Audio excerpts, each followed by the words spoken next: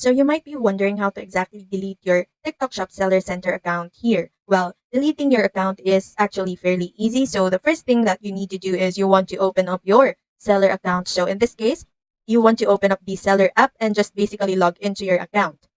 Now, at the very bottom, you should see a number of icons depending on the version that you're working on for your TikTok seller account or app here. The options may be different for you, but what we need to do is you want to look for the option here that says settings. So typically, it's going to be at the bottom right of your screen. Now, once you press on it, you should see the following details. Now, what you're looking for is going to be the account information section. So usually, it's going to be at the very top of your screen. Go ahead and just press on it. Now, from then on, you want to go to the very bottom on the screen here and look for the option here that says delete your account.